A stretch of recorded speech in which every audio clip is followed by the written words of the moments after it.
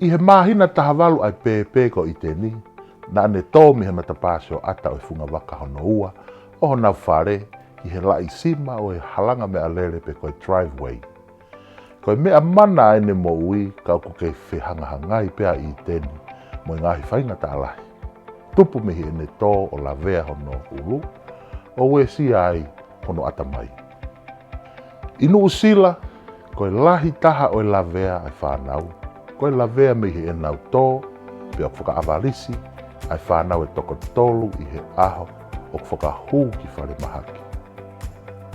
Neongo koe hekeā mo e tō o lavea, koe konga angamaheni pe ia o tupu hake i tamasiʻi, pe tahine.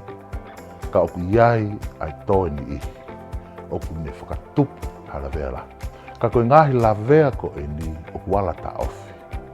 Oku iai ai e tau lea Tonga o pehe. Koe fānau ko e tau matai kolonga. Koe uinga ia oku maufie wahe ai, mo ki mautolu, ha ngaahi founga e whā.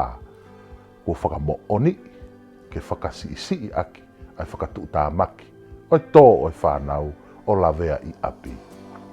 Koe uluaki, hono whakatuʻu ha mea whakamau ai matapāsio ata, ke koe window ledges, ke whakawhāsiʻi e awa, ai matapāsio ata.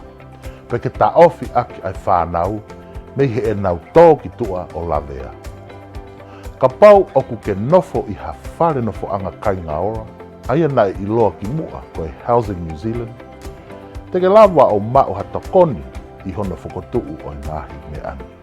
Whika ua, whakamawa hei e nau whare, hange koe sea pe tuku angatohi, me he matapāsio ata, ke taʻofiʻaki ai whānau, me ha ana wau ki he matapāsio ata. Tolu, koe taimi o whetongi ai taipa pepe, whetongi mau pe i lalo i he whariki. O lahi ai whakahū ki whare mahaki, ai whanga ki pepe, kua tō me he te pile, mo he ngā, pe hanau whare kehe pe. Whika whā, whakotū matapā malu, pe safety gate ai whānau i iki, te taʻofiʻaki ki nau tō me he si tepu, pe whare whakatolo.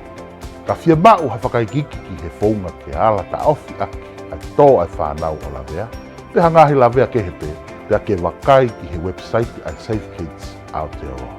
Tua whātu.